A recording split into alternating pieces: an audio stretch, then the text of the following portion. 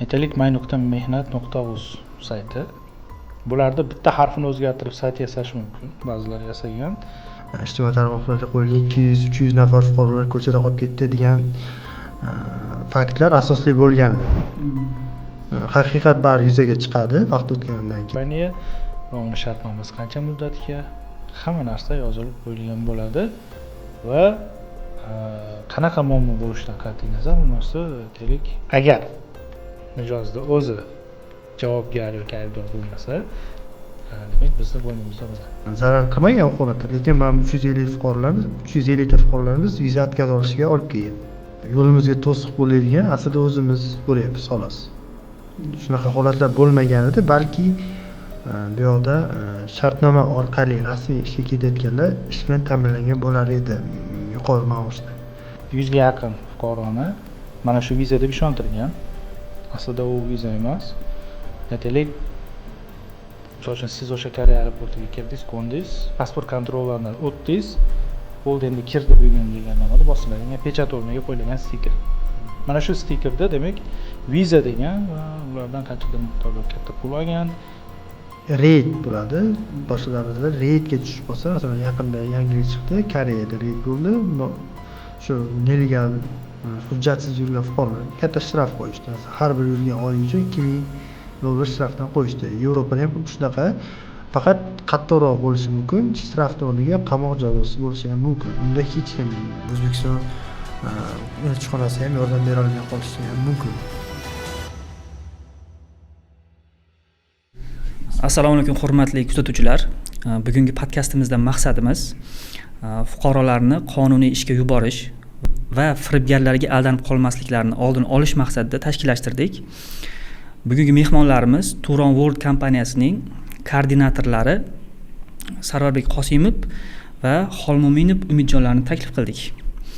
Assalomu alaykum, xush kelibsizlar. Assalomu alaykum. Hozir gaplar bo'ldim oldindan. Ochiqchasiga hujumlar bo'ladi, ochiqchasiga gaplashamiz. Ya'ni bitta ikkita noto'g'ri savollar bo'lsa, noto'g'ri tushunmaysizlar. Bu yerga bekor sizlarni chaqirmadik. Boshladik unda. Savoldan oldin sizlarni ogohlantirib qo'yaman-da yana. Biz rozi fuqarolar. Albatta. Bu yerda bu narsaga biz elchi bo'lib keldik. To'g'ri tushunasizlar degan umiddaman. Boshladik. Dastlab xususiy bandlik o'zi qanaqa tashkilot? O'zi nima ish qiladi? Oddiy va uni oddiy konsaltinglardan qanaqa farqi bor? Shular haqida ozgina ma'lumot olsak. Xo'p, avvalambor xususiy bandlik agentligi konsalting firmalar bilan birinchi farqi demak, uni xususiy bandlik agentligida, ya'ni yakka va yagona bo'lgan uni aytaylik vakolati va majburiyati bu, demak O'zbekiston fuqarolarini xorijda qonuniy ish bilan ta'minlash va ularni kerak bo'lsa o'sha imzolangan shartnomalar asosida tugagunicha monitoring qilib borish. Eng asosiy aytaylik farqlardan bittasi. Keyingisi xususiy bandlik agentliklari demak ustidan kontrol olib boradigan demak tashkilot, ya'ni O'zbekiston Vazirlar Mahkamasi huzuridagi migratsiya agentligi har bitta xususiy bandlik agentliklariga litsenziya beradigan tashkilot bo'lib, ularni har bitta faoliyatini demak bosqichma-bosqich kuzatib borishadi. Ya'ni ustimizda bizni kontrol qiladigan aytaylik tashkilot mavjud. Keyingi farqimiz bo'ladigan bo'lsa, o'sha garovda turadigan demak summa. Bu summa demak avvallari o'sha BHM deymiz, ya'ni bazaviy hisoblash miqdorini 8,5 ming barobar bo'lgan va bu 2024-yil dekabrda chiqarilgan qonunga muvofiq 4 ming baravariga tushirildi. Ya'ni bazaviy hisoblash miqdorini demak 4 ming baravardagi summa demak o'sha muzlatib turiladi. Qachonki agar bizning aybimiz bilan fuqarolarimiz chet davlatida force major holati bo'ladimi, boshqa bo'ladimi, noqulay holatga tushib qolgan taqdirda demak o'sha puldan olib ularni vatanga qaytarishi, kompensatsiya undirish, hokazo bular ko'zda tutilgan. Ya'ni sababi shu, bu summani turishini. va yana bitta eng asosiy farqlardan bittasi xususiy bandlik agentliklari biz aytaylik o'sha ijtimoiy tarmoqlarda biron bir vakansiyaga qabul ochib unga reklama berishimizdan oldin albatta o'sha xorijiy korxonalar bilan shartnomalar tuziladi, ya'ni ishchi yetkazib berish bo'yicha va ushbu shartnomalar Labor Migration sayti bor, ya'ni ustimizdagi vazirlik huzuridagi o'sha migratsiya agentligi boshqaradigan. U yerga biz demak o'sha platformaga aynan kompaniyani nomi, qaysi shaharda, har bitta aytaylik detalniy ma'lumotlari, hamma narsa kiritiladi. Shartnomalarimiz demak yuklanadi.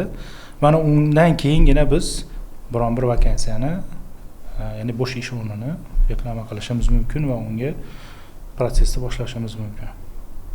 Mana shu jihatlari bilan xususiy bandlik agentligi konsalting firmalar bilan farq qiladi.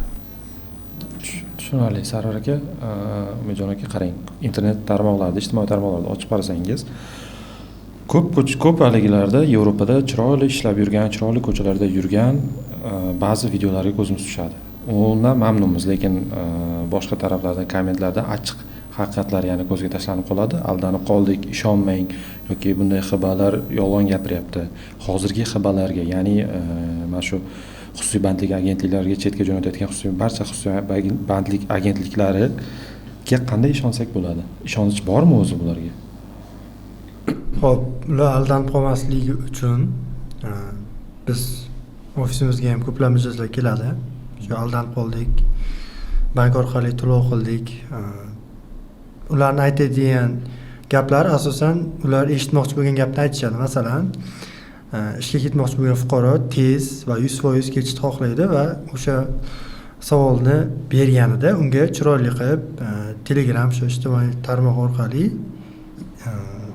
aldanishiga sabab bo'ladigan holatlar ular shu 10-15 kun va'da qiladi va yuqori maosh. Ikkinchi sabab bu yuqori maosh deganda Germaniyada 3000 yevrolik oylik 20 kunda o'zi ish boshlanadi deb e'lon berishadi va Telegramda ularga aloqa chiqqanda robot emasligini isbotlash uchun Telegramda bog'lanib ko'rsangiz bo'ladi bemalol. Asosan ko'p rus, ukrain fuqarolari telefonda ko'tarib gaplashadi. Men o'zim ham gaplashib ko'rganman. Ular o'zi eshitmoqchi bo'lgan fuqarolar eshitmoqchi bo'lgan gapni aytib, fuqarolar o'zi yengilgina summa, kimgadir katta, kimgadir kichkina, lekin boshlang'ich 300, 400, hatto 600 yevrogacha boshlang'ich to'lov o'tkazib berganlarni ham ko'rdik. Va shu summani o'tkazib bergandan keyin ham ular tinchib qolmasdan keyingi etapga o'tkazib falshiviy bo'lgan hujjatlarni tashlab beradi. Taklifnomani work permit deyiladi. Taklifnomalarni tashlab berganda uni faqat mutaxassis ko'rib tushuna oladi, shu falsifikaligini. Oddiy fuqarolar buni tushunish juda ham qiyin, chunki ular hatto mavjud bo'lgan ofis, mavjud bo'lgan firmalarning nomlaridan foydalanib falsifika hujjat yasab berishadi. Uni faqat shu aytib o'tganimdek mutaxassis ajrata oladi. Qarang, siz hozir qo'shtirnoqchida falshiviy, ya'ni qalbaki dokumentlar deyapsiz. O dokumentlarni hozir ko'pgina fuqarolarimiz uydan turib o'zlaricha uni aniqlashga imkoni yo'q. Bunday holatlarda biz qanday qilib bu hujjatni, misol uchun original yoki bu hujjatni qalbakiligini aniqlasak bo'ladi, yoki bu umumiy olib aytganda bu vakansiyalar qanday qalbaki qilib oddiy fuqarolar aniqlasa bo'ladi, misol uchun. O'sha narsani ham tushuntirib o'tsangiz qiziq bo'lardi. Mutaxassislarga murojaat qilishni boya yuqorida aytib o'tdim. Bizga masalan murojaat qilishsa, onlayn kelish shart emas, ofisimizga onlayn murojaat bo'ldim, bepul. Bu bepul. Onlayn bizga murojaat qilishsa, biz tekshirib berishimiz bepul.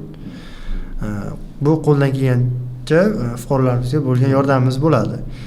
Ikkinchi holat bor, shu darajada firibgarlar, mutaxassisni boribman, endi ularni ham bu sohada mutaxassis bo'lib ketishdi. Uni biz ham ajrata olmaydigan holatgacha kelishdi. Bizni ba'zi bir yo'llarimiz bor. U ba'zi hisoblashda 1 minimalka hisoblashda shu 412 ming so'm o'sha summani to'lashgandan keyin aniqlab berishimiz mumkin. Chunki uni o'zim ham tekshirish uchun ba'zi bir joylarga murojaat qilishimga to'g'ri keladi, chunki ular shu darajada haqiqiy original pechatga falshifika yasab qilgan holatlar bo'ldi. Masalan, work in progress holatlari, bu yil bo'lib o'tgan holatlarda pechat yasatishgan, original pechatni shu Germaniya agentligidan chiqadigan pechatlarni yasatishgan. O'shalarni aniqlash juda qiyinligi uchun shu minimalga summa olinadi. 412 ming so'm. Atak yengilroq yoki bitta ko'zda ko'rib ayta oladigan bo'lsak, buni aniqlab berish yo'llari va unga isbotlab beramiz, bu falsifikaligini. Fuqarolardan so'rab qolardikki, shu ko'rib turgan, baribir yuz-yuzda ko'z taniydigandek ko'rishib, ofisga borib gaplashib, keyin to'lov qilishgani ma'qul. Aldanib qolmasligi yana bitta yo'li litsenziyasi bor yo'qligi. Boya aytib o'tganimdek, Sarvar aka aytib o'tdi. Yuqorimizda turgan tashkilot bor. O'zbekiston Respublikasi Vazirlar Mahkamasi huzuridagi migratsiya agentligi bor. Ular tekshirib turadi va litsenziya berilgan tashkilotlarni nazorat qiladi. Tushgan har bitta murojaat, shikoyat, arizalarni to'g'ridan-to'g'ri o'zlari nazorat qilib, kerak bo'lsa litsenziyalarni bekor qilib olish yoki shunga o'xshash holatlar bo'lishi mumkin. O'shandan qo'rqqan holatda yoki qo'rqqanmiz qonuniy ishlashni yo'lga solish uchun xabarlarga murojaat qilsa to'g'riroq bo'ladi fuqarolarimiz. Chunki konsalting to'g'risi 20 minutda ochiladigan firma. Borasiz, yagondachi 20 minutda direktor qilib, ustafon shakllantirib 20 minutda ochib berishadi. Bu ochiq gap. Va ularni shotiga to'langan summani ular O'zbekiston Respublikasi qonunlariga muvofiq shartnoma tuzib, sizni qanchadir qismga kuydirishi mumkin. Masalan, 50%, 100% yoki boya aytib o'tganimizdek soxta hujjatlarni taqdim qilib, biz sizga xizmat ko'rsatdik, mana 100% biz ishimizni bajardik. Biz to'langan boshlang'ich summangiz 4 millionmi, 5 millionmi yoki qancha summa bo'lishidan qat'iy nazar, uni kuydirishga sabab bo'lishi mumkin. O'shaning uchun xabarlarga topshirishlikdan maqsad yoki topshirishda maslahat berishimizdan sabab shu, biz ham masalan davlatimizga qo'yilgan summani muzlatilishdan yoki qanaqadir shunga o'xshash narsalardan yiroqdaligimiz isboti shu litsenziya olib faoliyat yuritayotganligimiz. Videomiz davomida hozir birinchi foydali narsani oldik, ya'ni Turon World xususiy bandlik agentligi tashkilotiga borsak, biz hujjatlarimizni xalq uchun bu foydali edi, juda ham hozir bu ma'lumot bepulga bizni hujjatlaringizni o'sha qayerga topshirayotganlari, qanday tashkilotligini tekshirib berar ekan. Bu juda muhim yangilik bo'ldi birinchisi. Xo'p, yana O'zbekiston fuqarolarini chet elda ishlashlari uchun albatta viza talab qilinadi. O'zi vizalar qancha muddatda chiqadi va viza chiqishga kafolat beriladimi? Menimcha bu ma'lumot eng kerakli ma'lumotlardan bittasi bo'ladi deb hisoblayman, chunki Umidjon ta'kidlab o'tganidek, ko'plagan konsalting firmalar yoki ba'zi bir qo'shnilar ichidagi xabarlar orasida ham ko'zga tashlanayotgan hodisa bu aynan bir qaysi davlatgadir aytaylik 100%lik viza va'dasi. Biz jamoamiz bilan eng ko'p qochadigan narsamiz bu 100% so'zini ishlatish. Chunki tabiiy ravishda viza berilishi vakolati bizning qo'limizda emas. Ya'ni o'sha fuqaro qayerga, Yevropaga bo'ladimi, Koreya yoki arab davlatiga qayerga chiqib ketayotgan bo'lsa ham, demak, ularda beriladigan vizani, demak, biz kontrol qila olmaymiz. Shuning uchun har safar aytiladi, biz nimaga kafolat beramiz? Hujjatlaringizni, demak, o'sha elchixona talabiga muvofiq ravishda tayyorlab berishga, to'g'ri tekis qilib tayyorlab berishga va agar har bitta aytaylik elchixonani viza berish prinsiplari har xil. Ba'zilarida demak suhbat ham bo'ladi, hujjat topshirayotganda, ba'zilarida bo'lmaydi. Suhbat topshirishga majbur bo'lgan holatda unga suhbat oldi konsultatsiyalar beriladi, ya'ni u yerga kirganda qanaqa savollar tushishi mumkin va qanday javoblar o'zini qanday tutish viza olish koeffitsiyentini orttiradi. Mana shu narsalarni demak to'g'ri yo'naltirishga va'da berishimiz mumkin, lekin hech qachon aytaylik viza olishga 100%lik garantiya berilmaydi. Va shu o'rinda aytib o'tmoqchiman, fuqarolarimizga foyda bo'lishi uchun agar kimda kim sizga 100%lik vizani qayerga borishdan qat'iy nazar 100%lik vizani agar va'da qilayotgan bo'lsa, bu yerda faqatgina ikkita fikr bo'lishi mumkin menda. Birinchisi bu o'sha firibgarlik, ikkinchisi tajribasizlik. Demak, bu joyda hozir ijtimoiy tarmoqlarda hozirgi chiqayotgan yangilik, ya'ni yangilik emas, reklamalarda 100%lik viza va'da qilayotganlar juda ko'p uchrab turadi. Ularga ishonmaslik kerak. Meni tajribamdan kelib chiqib yo'q. Chunki mantiqan olib qaralganda ham hech kim aytaylik boshqa davlatda O'zbekistondagi vakolatxonasini kimgadir viza berish qaroriga ta'sir o'tkazish hisoblanadi-da bu 100%lik vizani va'da qilishlik. Va bu menimcha mantiqan juda noto'g'ri. Meni o'ylashimcha, viza chiqishidan oldingi holatlar ham juda ko'p. Birinchisi, bu hozir Yevropa bo'yicha aytadigan bo'lsam, suhbatdan o'tib berish. Ish beruvchining o'ziga yarasha talablari bor, beradigan oyligiga yarasha. Suhbatdan o'tib berish kerak bo'ladi, onlayn suhbat. Ba'zida ish beruvchi o'zi kelib, O'zbekistonga tashrif buyurib, ko'rib, face to face suhbatlar o'tkazamiz. Tanlab olingan mijozlarning hujjatini biz ish beruvchiga jo'natib yuboramiz. Ish beruvchi uni o'zining davlatdagi migratsiya agentligiga topshiradi. U yerdan taklifnoma olish hozirgi kunda sal cho'zilyapti, chunki siyosat shunaqa bo'layaptiki, oldin 1 oyda olayotgan taklifnomasi hozir 3 oyda chiqyapti. Masalan, ba'zi bir ish beruvchilarimiz bor, katta kompaniya bo'lganligi uchun 20 kunda olib berishdi. Xorvatiyani misol qilib olsak. Ba'zi bir kompaniyalar bor, 3 oy yoki 3,5 oy, 4 oyda ham olib berishga qiynalyapti, chunki siyosat, boshqa omillar ham bor. Vizaga topshirishdan oldingi bo'lgan omillar shuni fuqarolarimizga tushuntirishga harakat qilyapmiz va boshqalarga yoki topshirmoqchi bo'lganlarga ham qisqa tushuntirib aytganda, taklifnoma olish ham bizni va ish beruvchining qo'lida ham emas. Bu asosan o'sha davlatning migratsiyasiga bog'liq. Masalan, ish beruvchiga ishchi kerak, tabiiy.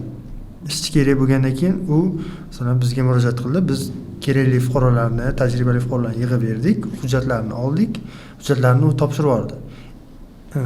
Manfaat ikkalamizda ham bor, bizda va ish beruvchida ham. Bu yerda faqat davlatning ishi qolgan, taklifnomani bersa, biz keyingi etapga, shu vizaviy holatga o'tkazib yuboramiz. O'sha joylarni ham aytib o'tish kerak, albatta, taklifnomasiz vizaga topshirish bu 100% atkaz va daj topshirmasligi, hujjatlarni qabul qilmaslikka olib kelishi mumkin. Shunaqa omillar ham bor. Viza muddatini esdan chiqarib qo'yibmiz. Viza muddati, chiqish muddati endi umumiy qilib aytganda, oldin biz 4-5 oy va'da berardik. Va'da emas, primerni 4-5 oy vaqt ketadi deb aytardik. Hozirgi kunda o'rtacha 6 oy atrof ketyapti. Endi shunaqa holatlar ham bor. 4 oyda vizasi chiqqan, 3 oyda chiqqan vizasi fuqarolarimiz bor. Lekin umumiy qilib aytganda, hammani viza chiqish jarayonlarini umumiylashtirganda 6 oy atrof ketyapti. Tushunarli, oxirgi paytlarda hozir ijtimoiy tarmoqlarda ko'pgina yangiliklarga ko'zimiz tushmoqda. Misol uchun, Chernogoriya yoki Dubay yoki shunga o'xshash biz eshitmagan boshqa davlatlar ham bo'lishi mumkin. O'zbekiston uchun vizali rejim joriy qilib qo'yapti yoki umuman O'zbekiston uchun taqiqlab qo'yapti vizani olishni o'sha davlat uchun, misol uchun Chernogoriya uchun. O'sha yangiliklar boshqa Turon World, misol uchun Turon World xususiy bandlik agentliklari va boshqa agentliklarga qanday ta'sir qiladi? O'sha joylarni tushuntirib bersangiz qiziq edi biz uchun juda. Albatta bu juda ham og'riqli mavzu deb tan olib aytaman va bu nafaqat xususiy bandlik agentligi yoki boring yana konsalting firmalari uchun, balki umumiy o'sha xorijda ishlash niyatida bo'lgan barcha fuqarolarimiz uchun yomon yangilik hisoblanadi. Chunki biz o'zimiz ham musofirchilikni ko'rdik, o'zga yurtlarda bo'ldik. Albatta o'zga yurtda yurganingizda, aytaylik, kimdir ko'rib O'zbekistonlik deganda albatta yaxshi kommentariy olishni xohlaysiz. Ya'ni qayerdasan? O'zbekistondanman. Ha, odamlar yaxshi degan kommentariya boshqa tarafda qanchasidir salbiy kommentariyalar bu juda ham og'riqli bo'ladi. Va bu siz aytib o'tgan holatlar albatta O'zbekistondagi ishchi kuchlariga o'sha xorijiy ish beruvchilarda qiziqishini juda ham katta miqdorda pasayishiga olib keldi. misol uchun aynan o'sha oxirgisi o'sha Chernogoriya masalasida bizda bo'lgan edi. O'sha mavsumiy ishga yubordik, 100% vizalar olindi. Ishchilar xursand, ish beruvchi ham xursand va hokazo. Va shuni orasida, demak, Chernogoriya hukumati qaror chiqardi, O'zbekistonga vizasiz rejim. Va bundan o'sha Qo'shnoqchidagi Schumacher konsalting firmalar foydalandida, demak, ko'plab mijozlarini, demak, fuqarolarimizni, demak, o'sha davlatga yuborgan va ko'r qorong'ida topadi degandek, ularda mijozlari ham borib, demak, turist sifatida kirib, noqonuniy ishlashda davom etadi va qaytib kelmaydi vatanga yoki Yevropa davlatiga chiqib ketish.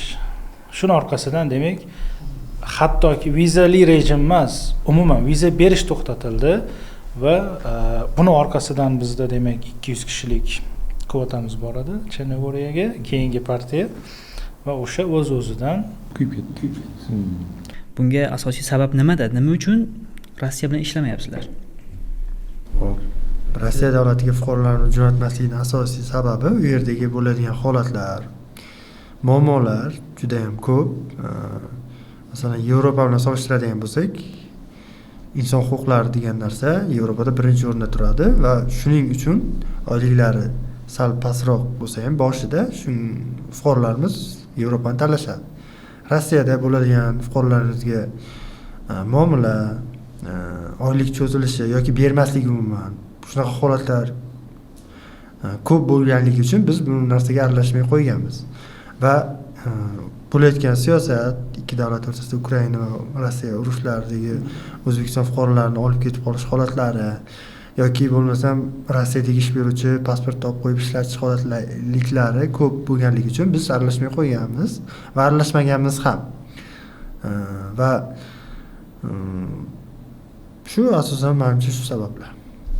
E'lonlaringga ko'zim tushib qoldi.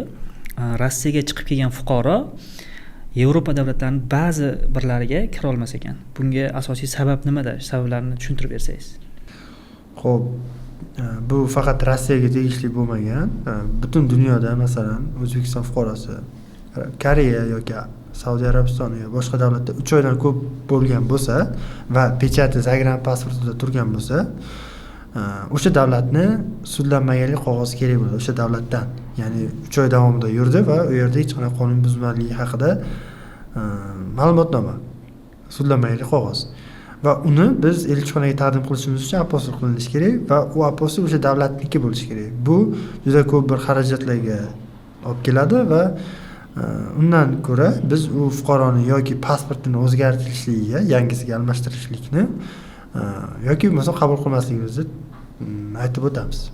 Shu ikkita yo'li bor.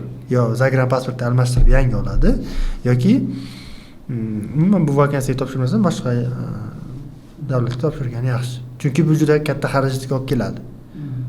Men bir qancha ijtimoiy yangiliklarda sizlarni kuzatib boraman.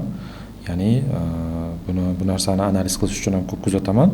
Koreya davlatlariga oldin sizlar juda ham ko'p yuborgan ekansizlar ishchilar. Nega ayni damda hozir Koreyaga yuborilmayapti ishchilar? Hop, Janubiy Koreya. Ko'plagan fuqarolarimiz va ayniqsa o'sha vodiy tarafdagi mijozlarimiz uchun qaysidir ma'noda aytsak bo'ladi, Janubiy Koreya xuddiki o'sha ertakdagi Susanbil kabi eshitiladi. Bunga sabab u yerdagi yuqori oylik maoshlari va aytaylik o'sha Umidjon ta'kidlab o'tgandek inson huquqlariga e'tibor berilishi, ya'ni ishdan tashqari hayotida ham yengillik va qulaylik bo'lganligi uchun. Va shu sababdan Janubiy Koreyaga fuqarolarimiz, demak mijozlarimiz yuborilgan. 2023-yilda eng top vaqtimiz deb ayta olamiz, chunki 400 ga yaqin fuqarolarimiz o'sha yengil va og'ir sanoatlarda va asosan o'sha kemasozlik bo'yicha, demak, ishlarga yuborilgan. Va yana o'sha og'riqli nuqtaga qaytamiz. U yerda ketgan fuqarolarni o'sha davlat aytaylik qonunchiligiga putur yetkazishi, qonunlarni buzishi, aytaylik ish joyidan qochib ketishi va hokazo shunga o'xshash o'zbek migrantlari uchun yomon kommentariyalar olib kelishi va undan tashqari yana o'sha yuqorida aytib o'tgan Schumacher konsaltinglar tomonidan qilingan falshiviy hujjatlar asosida demak hozirgi kunda Koreya ish beruvchilariga O'zbekistondan ishchi olib kelish aytaylik xohishi juda ham yuqori. Hozirgacha hamkorlar juda ham ko'p bizga murojaat qilishadi, ya'ni mana bu sohada bizga ishchi kerak. Lekin afsus, aynan o'sha aytaylik nomzodni Koreyaga kirishini tasdiqlovchi o'sha mehnat migratsiyasi tomonidan O'zbekiston fuqarolariga viza berish juda ham qiyinlashib ketgan. Sababi xuddiki O'zbekiston fuqarosimi, hujjatimi turibdimi stolda, demak bu falshiviy degan tushuncha уже kelib qolgan, paydo bo'lib qolgan. Sabab o'sha ko'plab o'sha konsalting firmalaridan demak bu yoqqa yuborilgan falshiviy hujjatlar. Oldin juda ham oson bo'lgan. 2 oy, 3 oy, eng ko'pi bilan 3 oy ichida mijozlarimiz vizalarni qo'lga kiritib borib ishlashda davom etishgan. Mana hozir bu narsa yillarga cho'zilib ketyapti. 1 yilgacha cho'zilib ketyapti. Sabab shu. Bu narsa bo'yicha qandaydir ishlar amalga oshirilyaptimi? Ya'ni kelajakda yoki kelajakda emas, yoki yaqin kelajakda yanada Koreyaga qandaydir vizali holatlar joriy qilinishi mumkinmi? Ya'ni o'sha avvalgi holatdek. Albatta, yana ko'plab yo'llarni topishga va aynan o'sha o'zbek fuqarolarini ular o'ylaganchalik yomon emasligi va har bitta topshirayotgan mijozni hujjati falshiviy emasligini isbotlash ustida ancha kurash qattiq ketyapti. Xudo xolasa yangiliklar bo'ladi. Aynan 2 ta yangi yo'nalish bo'yicha juda katta ishlar olib borilyapti hamkorlar bilan. Birinchisi demak o'sha avtomobilsozlik. Avtomobilsozlik va transport assotsiatsiyasi, ya'ni Koreya tarafdan kvota tasdiqlanishi kutilyapti va bu o'sha aynan avtomobillarga texnik xizmat ko'rsatish sohasida, demak avtomobil kuzovini bo'yash yoki uni ta'mirlash yo'nalishi bo'yicha yillik 1000 talik kvota tasdiqlanishi kutilyapti. Yangilik o'rnida aytib o'taman, noyabr oyining oxirida bu narsa e'lon qilinadi Koreya mehnat migratsiyasi tomonidan. Buni albatta kanalimizda qo'yamiz va bu katta yangilik bo'lishi kutilyapti va yana shunaqa chap yo'llarga yurilmasa, xudo xolasa Koreyaga yana juda ham ko'plab fuqarolarimizni qonuniy ishga yuborish imkoniyati paydo bo'ladi. Demak, bizni kuzatib turgan mijozlarimizga bemalol yaqinda Koreya haqida bizni ajoyib yangiliklar kutib turganini bemalol ayta olamiz. To'g'rimi? Albatta bizni sizlarni Turon World xususiy bandlik agentligi kanallarni ijtimoiy tarmoqlarda kuzatib borishlari kerak. Va bu kvota ya'ni Turon World uchun emas, butun O'zbekiston uchun va yana shu narsaga e'tibor bermoqchiman. Ya'ni reklama sifatida ketib qolmasin, shunchaki ma'lumot. Yo'q, klientlarga qiziq, ya'ni mijozlarga bu narsa uchun 1000 kishilik kvota. Janubiy Koreya yangiliklari juda ham qiziq, shuning uchun so'radim. Ya'ni qalbaki hujjatlar to'g'risida gap kirdingiz. O'shanda nimani nazarda tutdingiz hozir? Bunga misollar juda ham ko'p. Koreyaning asosiy talabi juda ham oddiy. Ya'ni ularga bitta mutaxassis kerak, aytaylik muhandis. Oddiy talab. Demak, bu 4 yillik oliy ta'limda aynan muhandislik yo'nalishi fakultetida o'qigan bo'lsin, diplomi bo'lsin va kamida 2 yil aynan muhandis yoki bosh muhandis, ya'ni shu bog'liq bo'lgan lavozimda ishlab kelayotgan bo'lsin. Boshqa talabi yo'q. Endi yosh chegarasini aytmaganda. Lekin buni isbotlovchi hujjatlarni so'raydi. Ya'ni diplom apostili, diplomni o'zi va apostili. Endi ishlayotganini qayerdan biladi? Bu hammamizga ma'lum, o'sha my.mehnat.uz saytidan demak ba'zida haqiqatda ishlayotgan inson kelib chiqadi. Bu narsani biz guvohi bo'ldik, ko'rdik ham, ba'zilar qilgan, aytaylik my.mehnat.uz sayti. Bularda bitta harfini o'zgartirib sayt yasash mumkin, ba'zilar yasagan va aytaylik interfeys bir xil, har taraflama bir xil, o'sha sertifikat birga bir chiqadi, faqatgina saytning nomida bitta harf o'zgargan.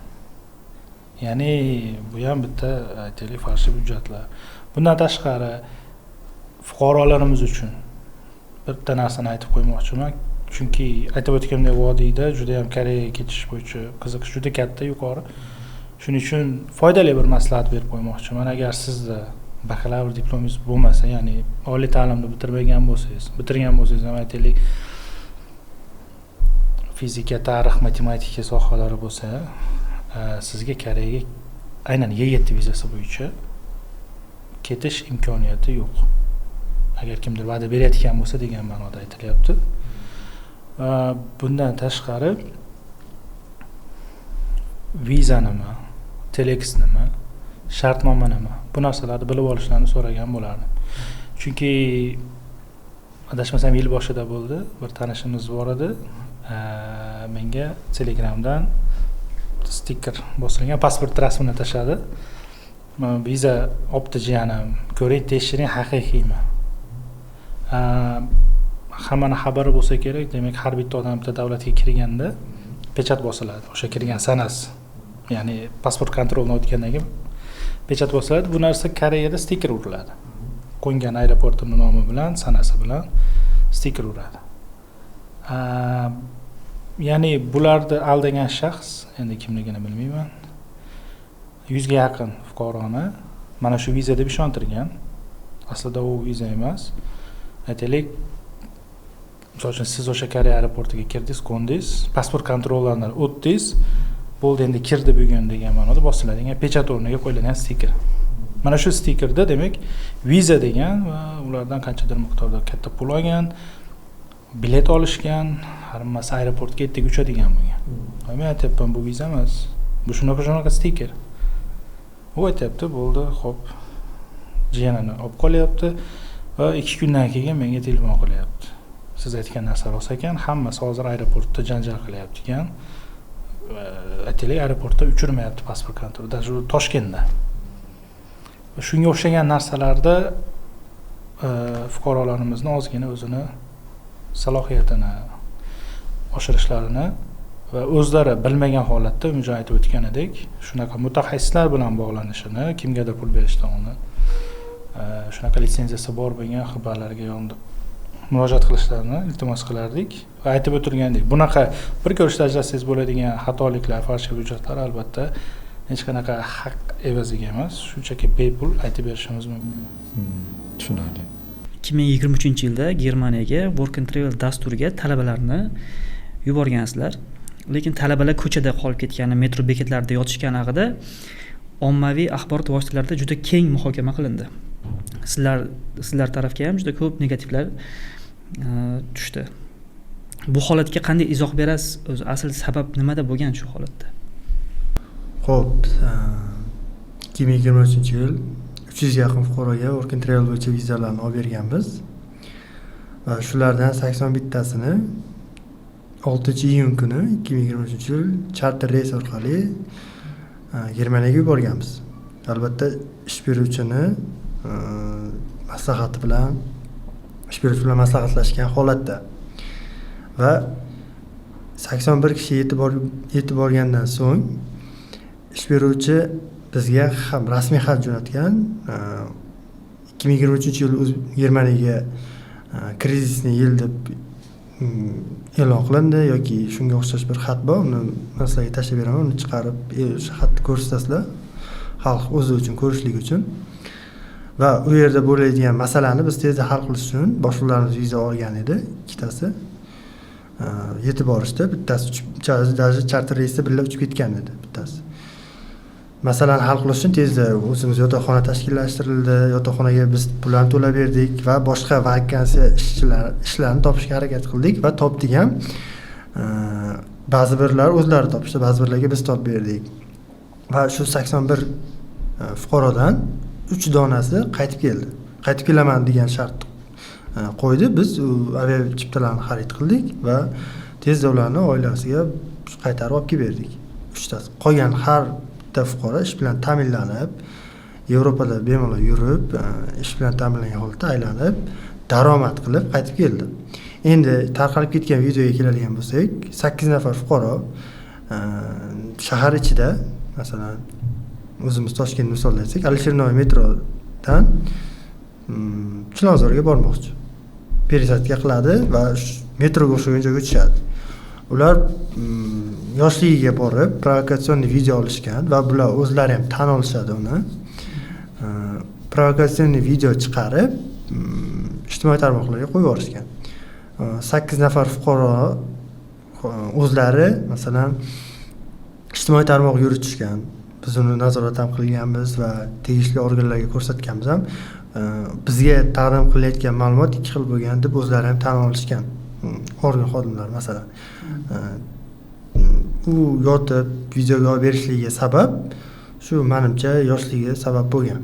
Boshqa sabab bo'lmagan. Lekin ishsiz qolib ketganligi bizni kompaniya To'ramurga hech qanaqa aloqasi yo'q. Chunki biz viza ham olib berdik. Vizani biz bermaymiz, elchixona beradi. Ko'pchilik даже vizani falshifika qilib bular jo'natishdi degan fikrga ham borgan yoki taklifnomani bular soxtalashtirgan fikrga ham borgan. Uni soxtalashtirib bo'lmaydi. Soxtalashtirilgan bo'lgan taqdirda ham vizasini olib berish iloji yo'q. Chunki uni rasmiy elchixona, Germaniya elchixonasi tekshirib viza olib beradi.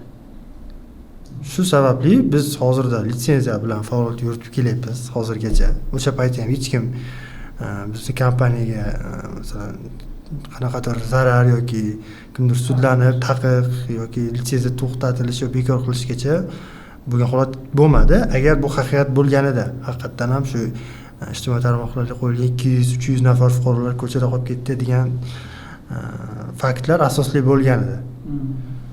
Haqiqat bari yuzaga chiqadi vaqt o'tganidan keyin. O'sha fuqarolarimiz ishlab kelishsa, daromad qilib kelishi, buni o'zlari ham yaxshi bilishadi. Shu videoni ko'rishsa, deganimiz ish beruvchi kompaniya tarafidan bo'ladigan masalalarni biz hal qila olmaymiz. Chunki u o'zi to'g'ridan to'g'ri o'zini mehnat vazirligiga bo'ysunadi.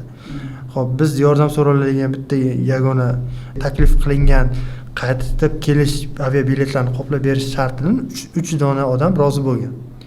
Qolgan hammasi qolib, o'sha yerda 20 kun, 15 kun o'tib ishga joylangan va biz taklif qilgan ishlardan yuqoriroq maoshga dashi. Biz 13,5 euro ishga joylashga yuborganmiz. Ular vaqt o'tib shu 10 kun, 20 kundan keyin 17 euro ishga joylashib olishgan. Ba'zilari o'zlari, ba'zilari biz orqali, xullas hammasi ishli bo'lib ketgan. Undan tashqari yetib borgan 300 nafar fuqarolarimiz ham o'zlari ishlashib 2,5 oy bo'lsa-da, o'z xarajatlarini qoplab qaytib kelishgan. Bu videoni chiqarib olishligini eng katta zarari bizning kompaniyaga emas, qolgan 350 nafar fuqarolarimiz elchixona protsessida bo'lgan.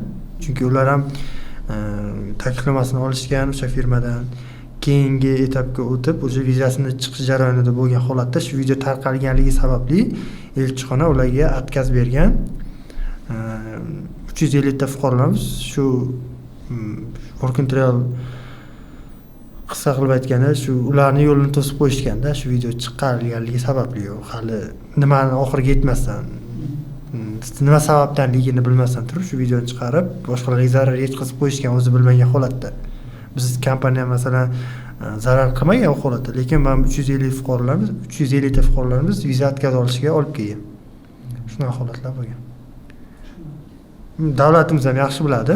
Bizni tekshirishgan, hamma yoqda so'roq ostida bo'lgan. Endi tegishli joyga chaqirishgan, hamma hujjatlar taqdim qilingan, hammasi qonuniy bo'lgan, elchixonaga yuzlanishgan, elchixona ham buni tasdiqlagan qonuniyligini, viza ham berilgan. O'zi viza berildi degani bu aniq ishi bor, hujjatlar original, to'g'ri degan ma'noni olib keladi o'zi sodda qilib aytgan. Shunaqa holatlar ijtimoiy tarmoqda hamma o'zini fikri bilan o'ylaydi. Shunaqa salbiy, negativ fikrlar haligacha yurgan bo'lishi mumkin. Даже hozirgacha o'zimga xabarlar kelib turadi yoki so'rab turishadi, shu holatda aynan nima bo'lgandi. Shuni aytib bersangiz. Bu qisqa qilib aytganda shunaqa holat bo'lgan. Buni agar bu o'zi katta mavzu, agar vaqtimiz bo'lsa bu temani отдельно o'tirib bir soatlik podkast olsa ham bo'ladigan tema o'zi aslida. Lekin buni qisqa qilib 3-4 minutda tushuntirishga harakat qilib ko'rdim. Qisqa qilib aytganda shunaqa holat bo'lgan. Krizisli holat, shu ish beruvchini ishchilarni qabul qilishga to'siqlik qilgan va ular rasmiy xatni juda kech chiqarishgan. Masalan, biz u xatni 81 kishini jo'natishdan oldin olganimizda uchirmagan bo'lar edik, balki. Va muammoni O'zbekistonda hal qilib, ish topib, keyin jo'natgan bo'lar edik. Biz o'sha jo'natib bo'lganimizdan keyin bu xatni olishimiz juda bizga bir noqulaylik olib kelgan. ijtimoiy tarmoqlarga chiqarib yuborgan go'yoki biz uysiz ishsiz qoldik degan Germania Work and Travel dasturi bo'yicha ketgan fuqarolarimizga qanday choralar ko'rilgan, ularga zudlik bilan hal qilinganmi bu masalalar? Qaysi tomonga ularning pullari qaytarib berishlar? Xo'p, ular bilan Zoom tashkil qilingan, har bittasi bilan shu umumiy Zoomda aytilinganki, kim qaytib kelsa, biz aviabiletini va qilingan xarajat, elchixona to'lovi va boshqa xarajatlarni qaytarib berishimizni aytganmiz. Endi tabiiyki, o'sha aytib o'tgandek, 3 nafar fuqaro qaytib kelgan, uchalasidan hammasi zarari qoplab berilgan, biletlari, boshqasi zararlari qoplab berilgan. Qolgan fuqarolar o'z ixtiyori bilan qaytmaganligi uchun ular ishga joylanib, daromad qilib kelganliklari uchun biz ularga hech qanaqa pul qaytib bermaganmiz. Chunki shartnomamiz bor, shartnoma asosida bo'lgan. Endi video chiqarib yuborgan odamlar ular o'zlari bilishadi. Endi o'zlari uchun bilishadi deydik, hamma o'zi uchun biladi. O'sha ijtimoiy tarmog'i kuzatuv ostida bo'lgan, biz va tegishli organlar orqali ular bizga ko'rsatgan ma'lumoti, xuddi jabrlangan o'zidan jabrlangan fuqaroni yasab, bu yoqda hashamatli videolar qo'yib yoki Parijga sayohat yoki zavtrak ujunlari O'zbekistonda qila olmaydigan darajada juda bir yaxshi sharoitda yashab turishgan holatida shunaqa video ishlashgan. O'zlari ham bilishadi. Uni ijtimoiy tarmoqda videosini olib olganmiz va o'zlariga taqdim qilib, tegishli organlarga taqdim qilganmiz. Agar buni hozir podkastimizga qo'yish iloji bo'lganda, avtorskiy huquq bo'lmaydi, buni qo'yib ham berardik. Yoki ofisimizga kelsa, biz haligacha videolar bor, qo'yib beramiz. Qanaqa sharoitda yashab turib shu videoni ishlab berishgan 8 kishi. Uni o'zlari ham bilishadi, kimlar qo'ygan, qanaqa sharoitda qo'ygan. Sarar aka, mana Umid aka, sizlar tajribali mutaxassislar shu soha bo'yicha.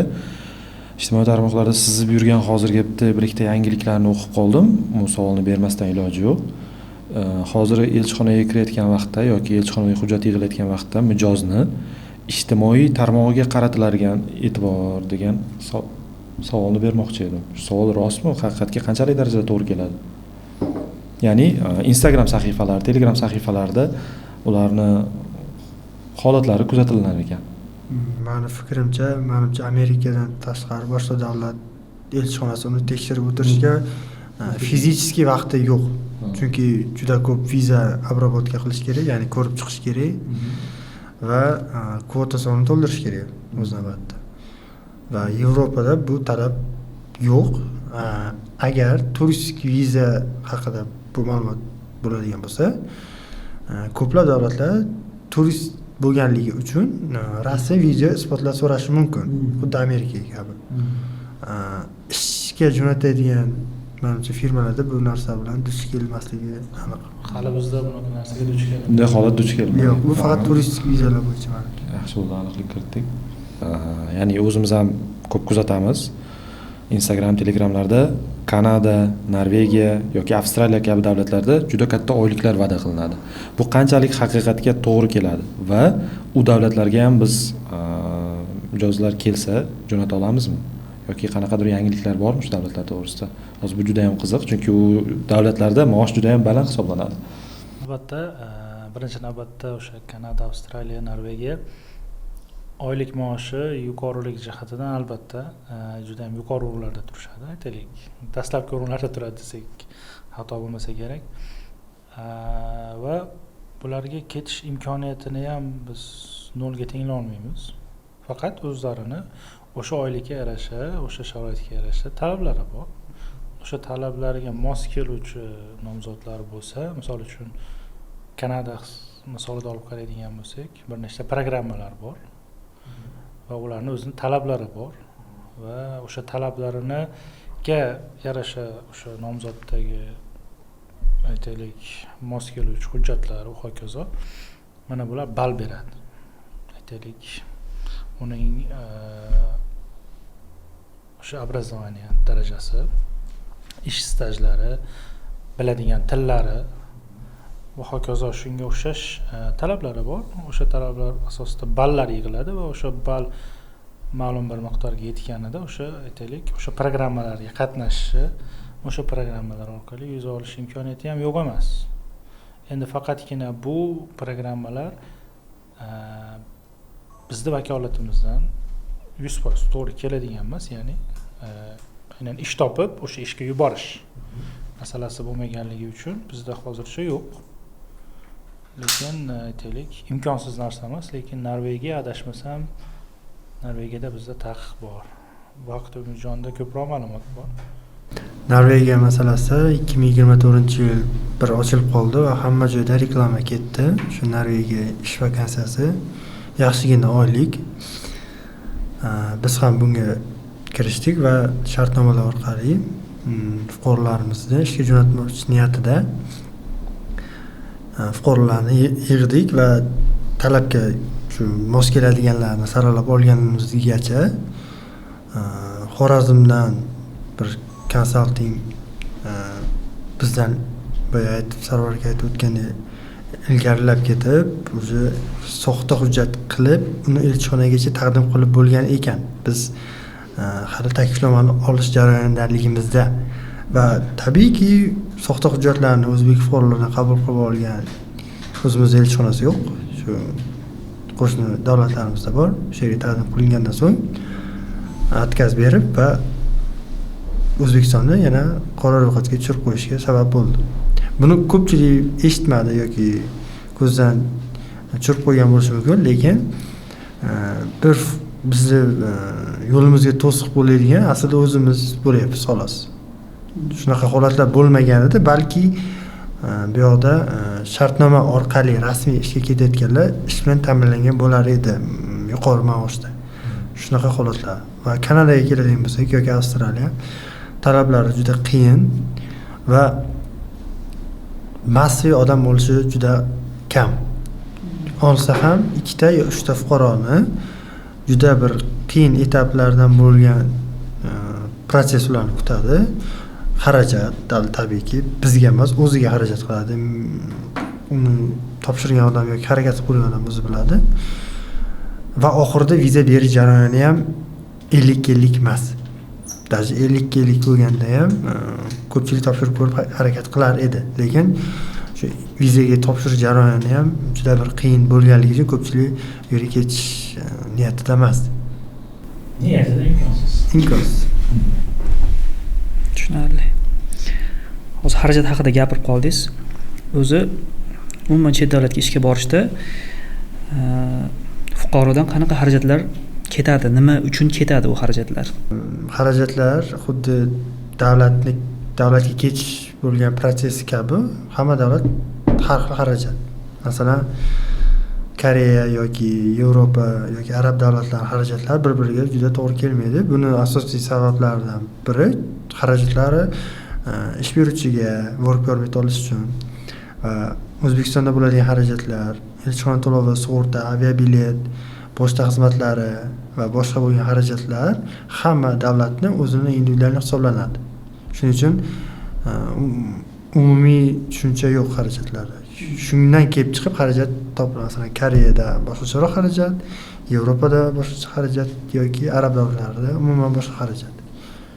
Demak, fuqaroni o'zi uchun sarflanadi xarajatlar. Shunaqa. O'sha viza protsessi. Viza protsessi, apostol tarjimasi, aviabilet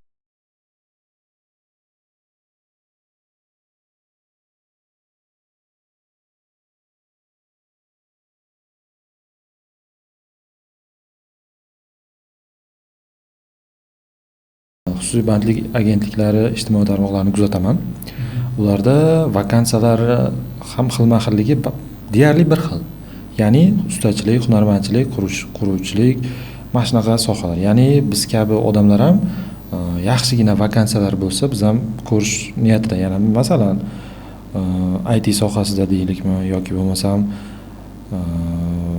boshqa mutaxassisliklar bo'yicha, buxgalteriya sohasi bo'yicha menejerlik sohalari bor. Har xil sohalar bor. O'sha sohalarga ham xususiy bandlik agentliklari nima uchun vakansiya chiqarmaydi yoki qandaydir bunga to'sqinlik bormi? yo'q, bu albatta talabdan kelib chiqadi. Ish beruvchi bizga talab bilan murojaat qilsa, mana shunaqa menejer yoki IT yo'nalishida fuqarolar kerak talablarni bizga to'liq yetkazib bersa, biz bularni va to'g'ri keladigan oylikni ularga bera olsa, biz albatta yig'ib berishimiz mumkin. Bizga talab yo'qki, Demak, bu sohaga ularni o'zlari vakantlar bilan to'ldirib bo'lishgan, to'g'rimi? Tushunishim O'rnida bo'yicha. bu javobni ozgina to'ldirib o'tsam, aynan IT sohasini agar oladigan bo'lsak, bitta bozor iqtisodiyoti rol o'ynaydi. To'g'ri, IT mutaxassislari uchun vakansiyalar ham chiqib turadi, lekin bu IT global soha bo'lgani uchun aynan ular taklif qilayotgan oylik yoki daromad biz O'zbekistonda ishlab yurgan o'sha IT mutaxassislari, ya'ni O'zbekistondan chiqmay turib, aynan shu summaga to'g'ri keladigan, deyarli o'rtasida raznica bo'lmagan summani topib kelishyapti. Shuning uchun ularda aytaylik chetga chiqish, bu vakansiyani olganimiz bilan ularda chetga chiqish navigina deydimi shunaqa. yaqinda bir shunaqa taklif bo'ldi, siz aytib o'tganingizdek, bizda buni mutaxassisligi bor ishchilar deyishadi. Yaqinda lift xizmatchisi va lift operatori shunaqa talab tushdi ish beruvchidan. Oyliklar juda past bo'lganligi uchun odam yig'ish juda qiyin bo'ldi va yig'ib bera olmadik. Ularga biz bergan taklif bilan chiqdik.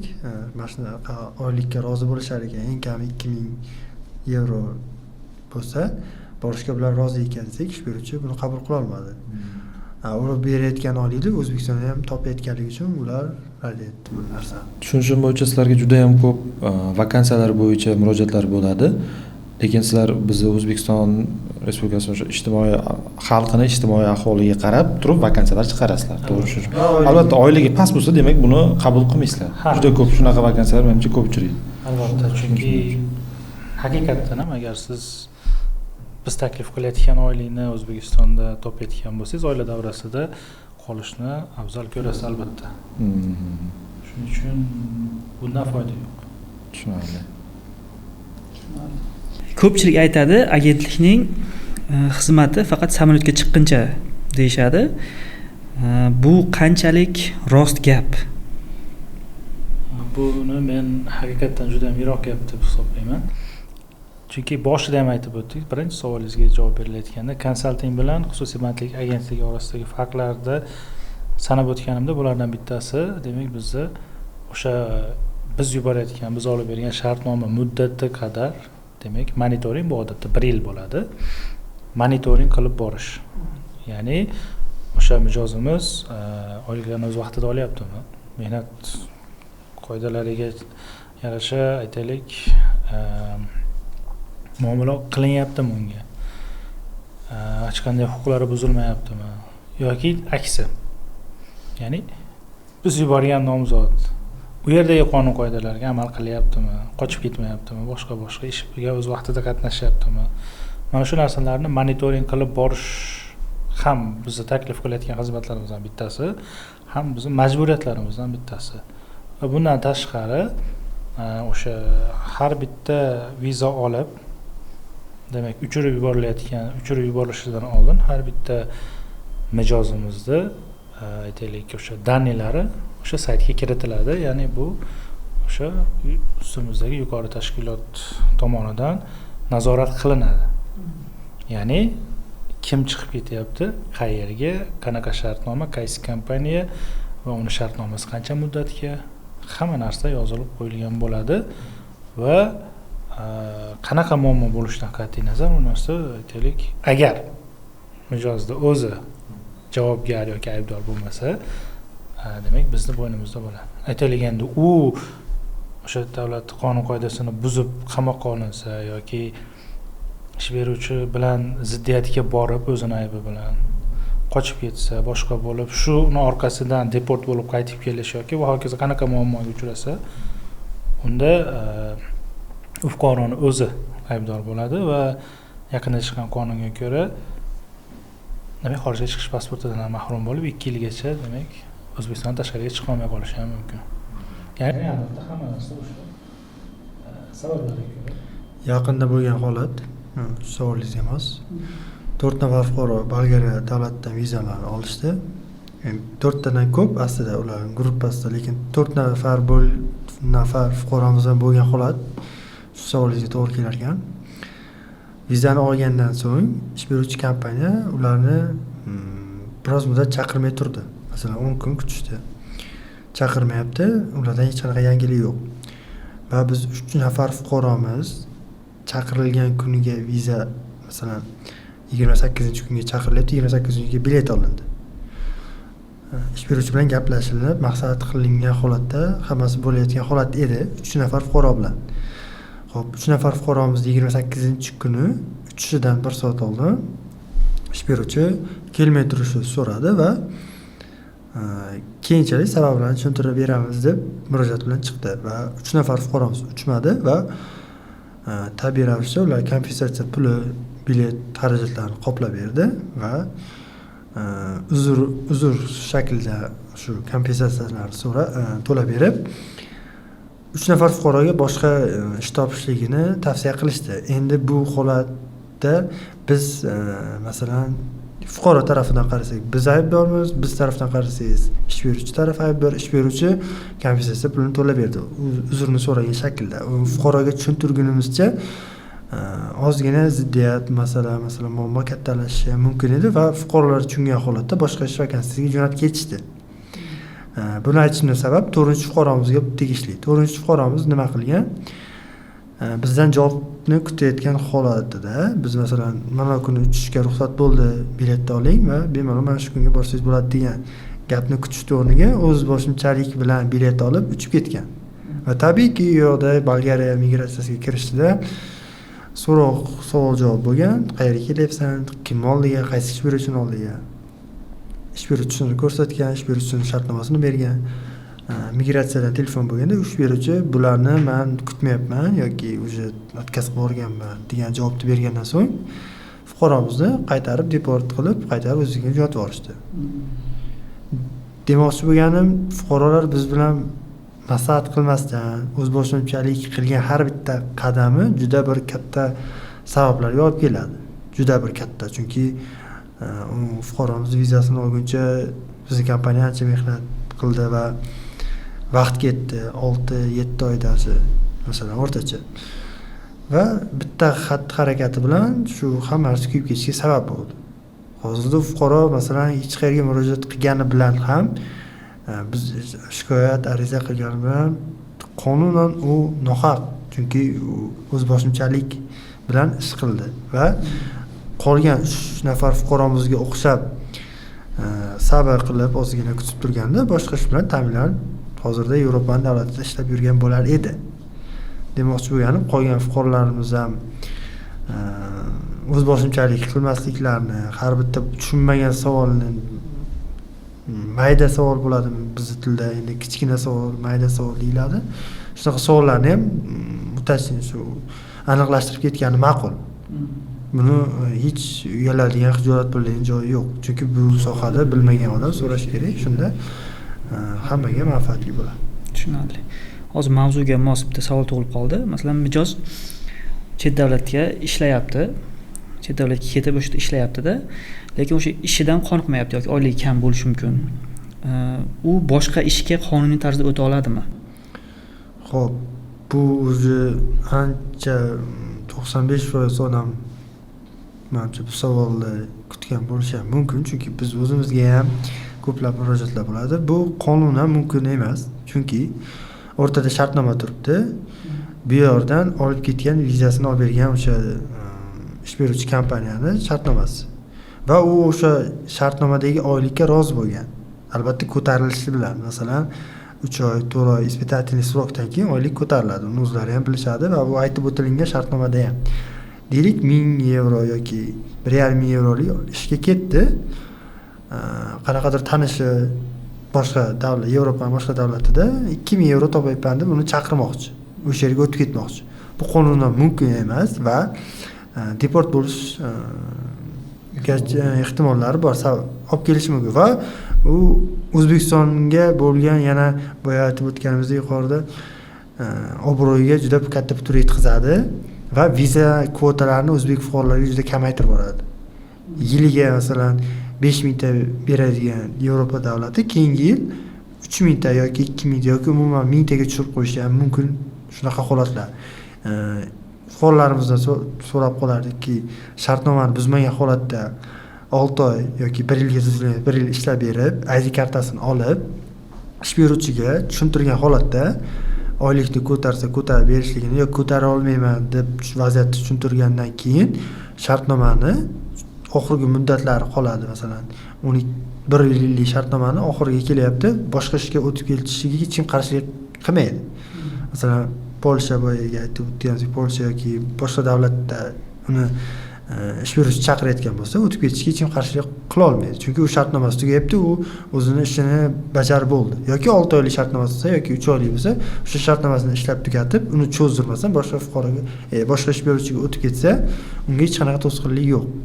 Lekin borib turib, masalan, 10 kun ishladi, kimdir ayblab ish beruvchini yoki bizni bular bizga katta va'da oylik qildi, masalan 1000 emas 1,5 ming va'da qildi yoki yotoqxona tekin bo'ladi deb shunaqa muammo qilib boshqa ish beruvchiga o'tib ketishim osonlashadi deb o'ylayotgan fuqarolar juda ko'p va qilayotganlar bor, ko'p.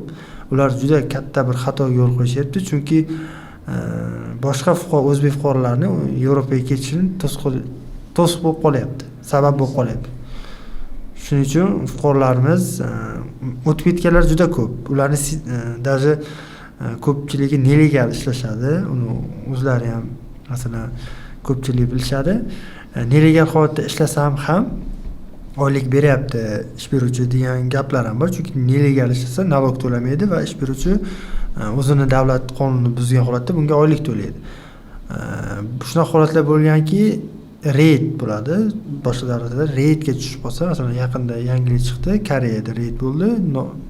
Shu nelegal hujjatsiz yurgan fuqarolarga katta shtraf qo'yishdi. Masalan, har bir yurgan oy uchun $2000 shtrafdan qo'yishdi. Yevropada ham xuddi shunaqa, faqat qattiqroq bo'lishi mumkin. Shtrafning o'rniga qamoq jazosi bo'lishi ham mumkin. Unda hech kim O'zbekiston elchixonasi ham yordam bera olmay qolishi ham mumkin. Shuning uchun ehtiyot bo'lishlarini so'rab qolamiz va qonunni ishlagani o'ziga birinchi navbatda foyda olib keladi. Masalan, fuqaro o'sha berilayotgan oylikdan norozi bo'lishi mumkin deyapsiz. Shunda fuqaro bilan ish beruvchi o'rtasida shartnoma tuzilganda, shu oyliklari, yashash sharoitlari hammasi ko'rsatilgan bo'ladimi? O'sha albatta ko'rsatib o'tilgan bo'ladi va ishchini o'zi imzo qo'yib, unga rozilik bildirib, o'shanga imzo qo'yib bergandan keyin biz uni ish beruvchiga jo'natamiz. Rozi bo'lmagan, imzo qo'ymagan odam tabiiyki biz uni jo'nata olmaymiz, chunki u migratsiyasiga topshira olmaydi. Imzo qo'yilmagan hujjatni. Rozi bo'lgan odamni biz topshiramiz va u yerdan taklifnomasi kelib, viza harakatlari boshlanadi. Tabiiyki, mavzudan tashqariga chiqaman. Bizni asosiy beriladigan savollarni bilib turibsizlar, o'zi mijozlarni qiziqtiradigan va mijozlar ijtimoiy tarmoqlarda o'rgangan holda ularni qiziqtiradigan savollarni berishga harakat qilyapman. Chunki hammamizga manfaatli bo'lsin bu podkast. Berayotgan savolim hozirgi ko'pgina xabarlar, ya'ni xususiy bandlik agentliklari va boshqa tashkilotlar ayrimlari shunday aldovlar qilyaptiki, fuqarolarimiz bu narsaga aldanib qolyapti. Ya'ni qo'shniroqchidagi mashiniklar, firibgarlar tuzog'iga uchrab qolyapti. O'sha holatlarda uchragan fuqarolar уже nisbatan boshqa xabarlarga nisbatan ham ishonchi yo'qolmoqda. Ya'ni kommentariyani ko'rib turibmiz, har xil uslublar bilan mashinik, qo'shniroqchida firibgar shunaqa holatlar yozilyapti. Tronvoltni ishlash prinsipi qanday? Ya'ni Vazirlar Mahkamasi huzuridagi migratsiya agentligi ega litsenziyalar bor, to'g'rimi?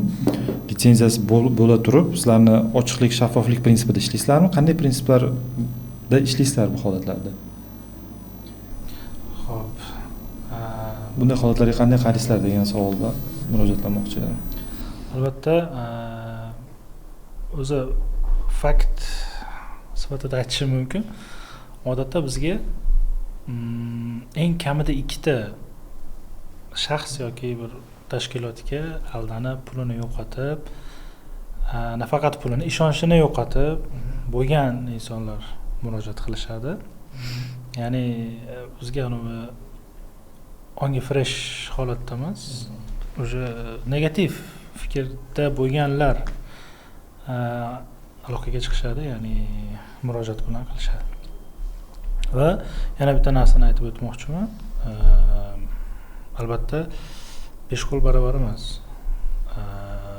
boshida ham aytib o'tdim, xususiy bandlik agentligi yoki litsenziyasi bor, demak bu 100% ishonchli tashkilot degani yoki litsenziyasi yo'q, bu moshennik deyishdan juda ham yiroqmiz. Ikkalasini ham orasida albatta yaxshilari ham yomonlari ham chiqadi. Xo'p, Turonvoldga keladigan bo'lsak, jaydara holatda aytadigan bo'lsam, qanaqadir bir moshenniklik qilish yoki kimnidir aldash va hokazo shunga o'xshash holat qilish uchun juda ham kech. Chunki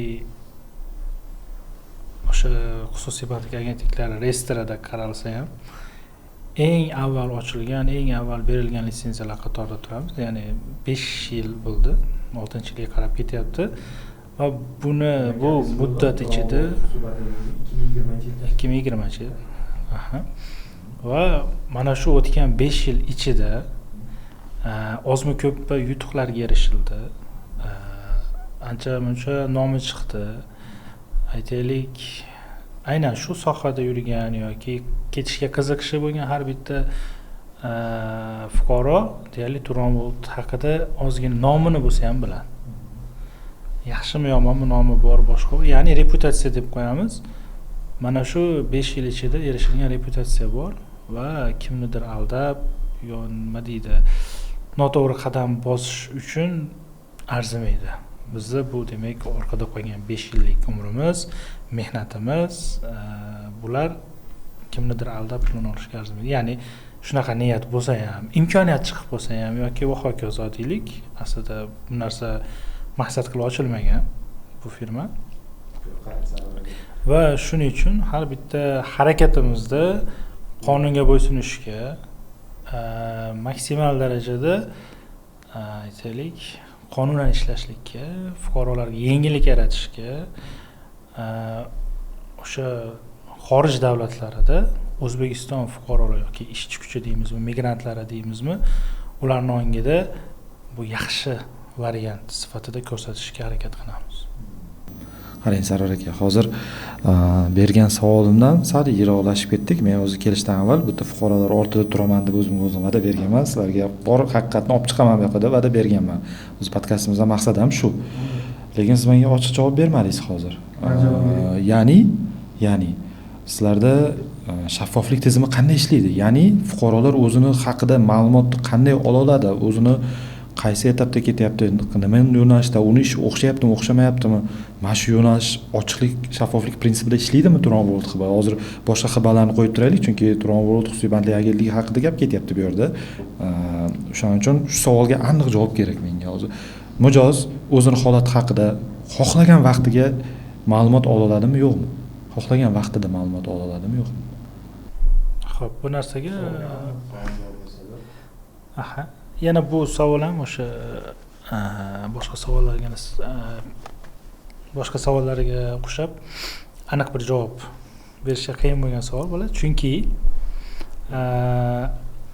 qayta aytilyapti, har bitta protsess bor va bularda bizga bog'liq bo'lgan va bog'liq bo'lmagan, kontrolimizda bo'lgan va bo'lmagan holatlar ham bor. Albatta, fuqarolar yoki mijozlar deb aytaylik, o'zlarini qaysi etapda turganini bilishlari mumkin. Lekin aytaylik, bir mijozni hujjatlari migratsiyaga topshirildi va viza chiqishi kutilyapti. Va bunga biz aynan qaysi sanada vizasi chiqishini yoki vizasi chiqmasligini aniq sanada ayta olmaymiz. Biz unga aytishimiz mumkin, sizni demak hujjat protsessingiz migratsiyaga topshirilgan va viza javobini kutyapmiz. Yoki hujjatlaringiz ish beruvchiga taqdim qilingan va u sizni nomzodingizni qabul qildimi yo'qmi?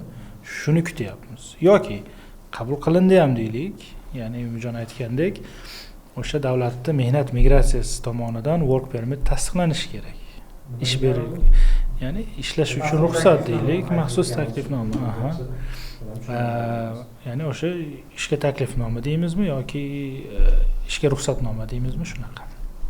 Mana shu qog'ozlar demak migratsiya tomonidan tasdiqlanishi kutilyapti degan javobni bera olamiz va aytib o'tganimizdek, qayta aytib o'tganimizdek, bu narsalarni rezultati yoki natijasi haqida, aniq muddat haqida bashorat qilolmaymiz. Ya'ni biz bashorat aytamiz, aytmadim. topshirildi, javobi chiqishi kutilyapti va javobi albatta ijobiy yoki salbiy bo'lishi mumkin. Bu tabiiy. Demak, o'zi haqida borsa, xohlagan vaqtda mijoz xohlagan vaqtda ma'lumot ola oladi. deya olmayman, ish vaqtida. Nimaga deya olmaysiz? Ish vaqtida. Yo'q. Albatta Bu ish narsa vaqtida, kechasi tabiiy 12 hol da ish vaqti. Va o'sha dam olish kunlarida javob bera olmasligimiz mumkin. Juda ko'p fuqarolarimiz shu holatda hozir protsessini bilgandan so'ng juda ko'pchilik negativ fikr shakllanadi aynan shu joyda. Masalan, fuqaro topshirganiga 4 oy bo'ldi, hamma hujjatlarni berdi, suhbatdan ham o'tdi va u o'sha davlat migratsiyasi tarafdan taklifnoma kutish jarayonida turibdi. Va oradan 3 oy yo 4 oy o'tdi. O'zi o'rtacha hisoblasa 2 oy, 3 oyda taklifnoma chiqishi kerak o'rtacha. Hozirgi holatda Yevropa bilan bo'layotgan siyosat orqasidan bu proses hali cho'zilgan. Masalan, Xorvatiyani yo Slovakiyani misol qilib aytsak, 4 oy yo 3 oylab kutayotgan fuqarolar juda ko'p. Menga yuzlanishadi, shu prosesdan masalan prosesim qaysi holatda deb har 20 kun, har yo 10 kunda bog'lanib turishadi. Bir xil kasseta ularga aylanadi. Chunki nimaga? Meni qo'limda bo'lmagan narsaga men masalan qaysi kunni va'da qila olmayman. Lekin mendan qaysi kunni aytishimni so'rashadi. Har 20 kun yo har telefon qilganda. Chunki bizni xuddi bir xil tushunchasi ham bor, shu migratsiya, viza shularning qo'lida, shular hal qiladi deb tushunib olgan. Bu aslan noto'g'ri. Aytib o'tgandek, proses cho'zilganligi xuddiki biz shu tabiiyki firibgar degan nomga yaqinlashtirib qo'yadi. Chunki biz o'rtacha deb aytamiz, ular o'rtacha degan fikrni shuncha vaqt ichida o'sha ketarkanman degan tushunchaga boradi va cho'zilgandan so'ng tabiiyki bizga negativ fikr yoki negativ kommentariy olib kelishi tabiiy. Bu sohada o'zi yaxshi bir kommentariy bilan ketishi juda bir qiyin bo'lgan soha deb bilamiz. Chunki ko'p narsa bizga bog'liq emas. Masalan, taklifnomasi chiqdi. Taklifnoma chiqqandan so'ng biz elchixonaga navbatga qo'yib beramiz va elchixona bizga javob bergandan so'ng o'sha kunni biz aytib qo'yamiz. Masalan, 15-kuni kiradigan bo'ldingiz. Shungacha kelib ofisimizda hujjatlarni yig'ishib, boshqa qilib 15-kuni kelib bering deb aytamiz. Masalan, endi vizaga topshirdi ham deylik, vizani chiqish muddati bor. Masalan, Polsha elchixonasi 14 kunda javob bersa, Slovakiya 30-35 kun ish kunida, Xorvatiya ham xuddi shunaqa 1 oylab vaqt oladi. O'sha muddatni ham bizdan so'rashadi, tezlashtirib bera olmaysizmi yoki tezroq qilishda yoki nimaga chiqmayapti, nimaga cho'zildi degan negativ fikrlar o'shanda ham bor. Chunki juda bir ko'pchilik bu gapni eshitsa, shu podkastimiz ko'rgandan so'ng tushunib olishadi kim haqida gap ketayotganligini. Murojaat qilishgan sababi masalan qanday tushuntirsam, o'sha fikrni o'zgartirishlarni so'rab qolamiz. Biz viza beradigan joy, markaz yo tashkilot emasmiz. Biz vizaga ko'maklashadigan, yo'l ko'rsatadigan va uni koordinировать qiladigan, shu boshqaradigan, yo'naltirib oladigan tashkilot desa bo'ladi. Yordam berish, xullas, qisqa qilib aytganda shu viza olishda yordam beramiz, ishchi viza. Buni ko'pchilik noto'g'ri tushunganligi uchun biz haqimizda negativ fikr yoki kommentariy yozib qoldirish mumkin. Boyaga shaffoflikni olish uchun ish beruvchiga hamma hujjatlarni jo'natdik. U boshlang'ich to'lovni qildi. Deylik davlatiga qarab. Hujjatlar ish beruvchiga ketdi, ish beruvchining taklifnoma chiqdi. Masalan, ish beruvchining taklifnoma chiqqandan so'ng elchixona tabiiyki elchixonaga navbatga qo'yilib, elchixonaga kirib berish kerak. Fuqaro ma'lum bir sabablarga ko'ra atkaz qiladi yoki kira olmayman yoki oilaviy sharoit yo shunga o'xshagan hokazo, shunga o'xshagan sabablar ko'rsatib o'tadi. Va tabiiyki birinchi qilingan to'lov shartnomada ko'rsatib o'tilgan kuyiladi. Chunki u ish beruvchiga kompensatsiya shunga o'xshash sabablarga ko'ra to'lab berilishi kerak. Fuqaroga taklifnoma chiqdi, lekin ketmayapti. Даже shunaqa holatlar ham bo'lgan. Fuqaro hamma to'lovlarni qildi, masalan deylik 100% to'lovni qildi. Elchixonaga kirish kuni elchixonaga kelmagan holatlar bo'ldi yoki bir kunga kela olmasligini aytgan holatlar bo'ldi. To'langan 100% to'lovingiz kuyib qolish ehtimoli bor desak ham kirmagan odamlar ham bor. ular endi juda tushunish qiyin bo'lgan vaziyat. Uni ish beruvchiga ham tushuntira olmaysiz, chunki xabar to'lovlarini qildi, даже shu kungacha aloqada edi. Bir kun oldin отказ qilishini xabarini aytyapti. Shunaqa qanaqachi неловкое положение deyishadi. Неловкое положениеga solib qo'yishadi biz fuqarolarimiz. Shuning uchun bemalol ayta olamizki, kim masalan bu mashinik firma bizni nazorat qilsin, biz mani pulimni uxlatgan mana shuncha summaga deb aytgan odamni ofisimizga bemalol taklif qilamiz va jonli efir bo'ladimi yo shunga o'xshash premyer translyatsiya qilib, uni summalari nohaq ushlab qolinganligini isbotlab bera oladigan darajada biz shaffof yurita olamiz. Shuning uchun faqat ular internet orqali, shu YouTube, Instagram, Telegram orqali negativ kommentariy yozib qoldira oladi. Ayrimlar haqiqatan kelishga lekin bardosh bera olmaydi, faqat shu kommentariy yozib, bular mashinik pulimni ushlab qo'ygan yoki pulimni qaytarib bermagan deb yozishadi qayta. No, ularni masalan individualniy yondashsak, boya aytib o'tganimdek, hech qaysi bir o'zlari uchun bilishadi, что nohaqligini. Qilinmagan ish uchun demak pul olinmaydi. Hech qachon bizga yuqmagan ham halol ham bo'lmaydi. Uni holatini har bittasini o'rganish kerak. Aytib o'tganimdek, masalan biz nohaq bo'lgan joyimizda pulimizni qaytarib, uni rozi qilib jo'natib yuborgan holatlar juda ko'p bo'lgan. Endi biz ham tashkilot, biznes degandek, uni holatini biz ham tushungan holatda ular ham bizni holatni tushunishi kerak. Biz ish beruvchiga to'langan summa va boshqa xarajatlar bu biz qaytarib bera olmaydigan summamiz bo'lganligi uchun shartnomalarni ham yozib qo'yganmiz, kiritib ham o'tganmiz.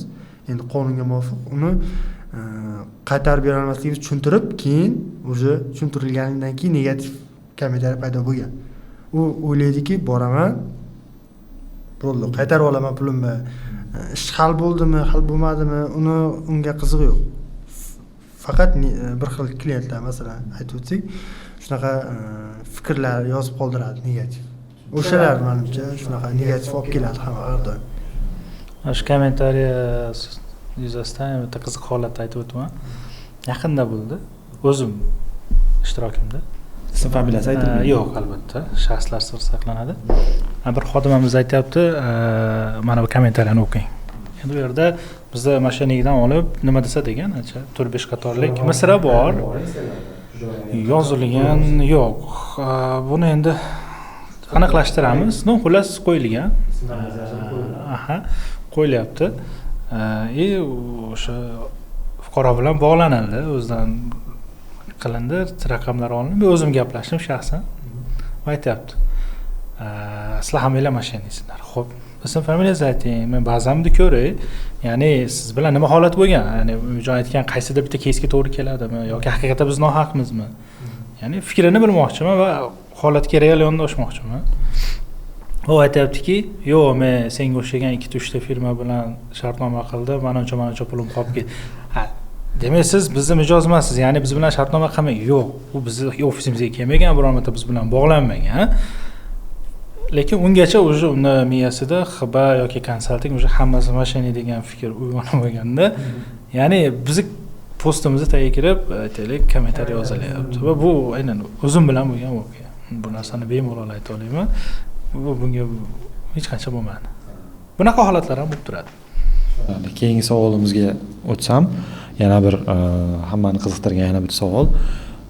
O'zbek tilini bilgan fuqarolarimizga chet el qanchalik darajada ochiq? Ya'ni qanaqa vakansiyalarimiz bor faqatgina o'zbek tilini bilgan fuqarolarimizga?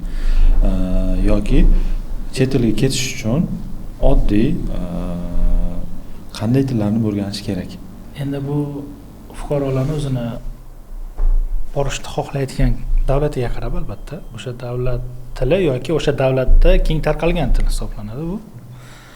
Xo'p, til bilmasdan, ya'ni xorijiy tillarni birontasini bilmasdan turib xorijga chiqishda ushbu sohada ishlab kelayotgan bir mutaxassis demay, xodim sifatida tavsiya qilaman, yo'q. Ya'ni imkon bo'lgan taqdirda ham unchalik tavsiya qilib olmayman. Nol bo'lib holatda qayergadir borishligini. Chunki albatta u yerda qorni ochganda non so'rash uchun ham albatta tilda bilish kerak yoki aeroportda chiqishni so'rash uchun o'zbek tilini hech kim tushunmaydi. Shuning uchun albatta maksimal darajada o'zi ketayotgan davlatda kerak bo'ladigan tilni, o'sha davlat tilini, u davlat tili qiyin bo'lgan taqdirda o'sha davlatda ishlaydigan qaysi tilni o'rganishni tavsiya qilgan bo'lardik. Masalan, Yevropa davlatlarida asosan o'sha rus tili, ko'p davlatlarda rus tili so'raladi. Ba'zi holatda ingliz tili ham o'tadi. Koreyaga ketayotgan mijozlarimizda maksimal koreys tilini o'rganishlarini so'raymiz. Shunchaki chagisogi deb qo'yadi, ya'ni boshlang'ich shunaqa levelda bilishlari. Endi sizlarda emas, albatta o'zim bitta holatni guvohi bo'ldim, ya'ni bir vakansiyaga ingliz tilini biladigan svarshik kerak deb yozib qo'ygan ekan. U qanchalik to'g'ri keladi? Bu narsaga sizlar ingliz tilini biladigan svarshik topa olishinglar qanchalik to'g'ri? To'g'ri, ba'zida talablar, takliflar bilan ozgina mos kelmay qoladi. Men aynan sizlarda ko'rmadim, kimligini ayta olmayman.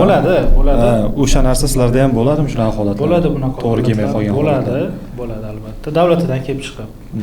Endi bu juda ham tabiiy holat. To'g'ri, svarshik bu aytaylik payvandchi deylik, xo'p, payvandchi qaysidir ma'noda to'g'ri o'tirib ishlanadigan ish emas yoki ofisning ish emas, bunga til nima keragi bor deyilishi mumkin. Bu qurilish singari, lekin uni ham o'ziga yarasha mas'uliyati bor.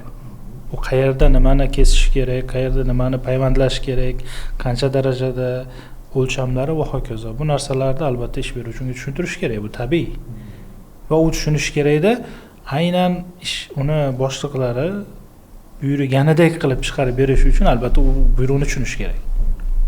Buyruqni tushunmasdan u hech narsa chiqarib bera olmaydi. Shuning uchun lavozimidan qat'iy nazar o'sha o'zi ketayotgan davlat tilini yoki o'sha davlatda ishlaydigan tilni bilishi.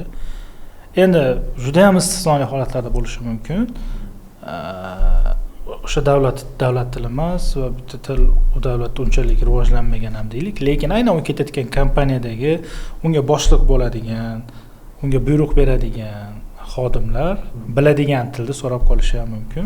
Mana shu holatlarda o'sha tilni bilishi demak talab qilinadi. Lekin hech qanaqa til talab qilinmagan taqdirda ham mayli topshirsin, faqat topshirganicha mana yuqorida sanab o'tildi, 4 oydir, 5 oydir, 6 oydir vaqt ketadi. O'zi uchun o'rganib qo'yishni hammaga maslahat bergan bo'ladi.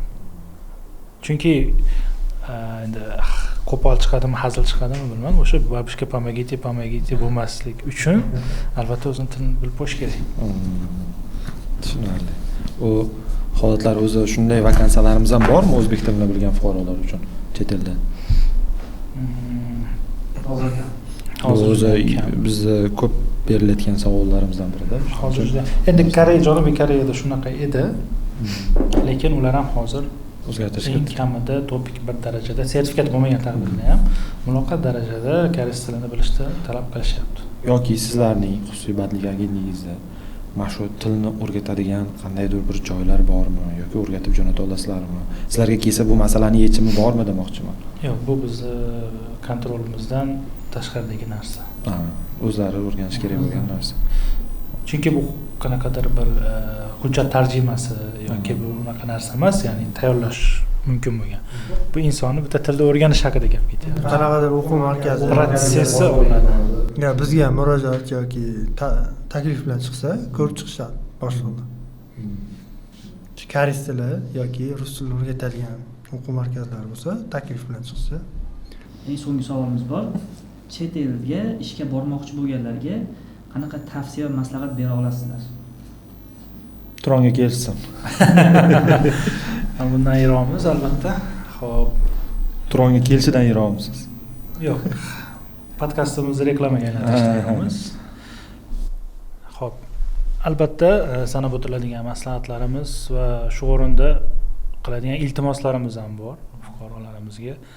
Birinchi navbatda o'zlarining xavfsizligi, aldanib qolmasliklari uchun maksimal darajada hushyorlikni oshirishlarini va bu sohada o'zlarini demak bilim ko'nikmalarini oshirishlarini, kim bilandir shartnoma qilib unga pul to'layotgan bo'lsa, albatta u asli kim, litsenziyasi bormi yo'qmi, qanaqadir bir aytaylik natijalari bormi yo'qmi, mana shular haqida ozgina so'rab surishtirishlarini, o'zlarini bilimlari yetmagan taqdirda bemalol bizga yoki boshqa xabarlarga bog'lanib tekshirtirishlarini so'raymiz.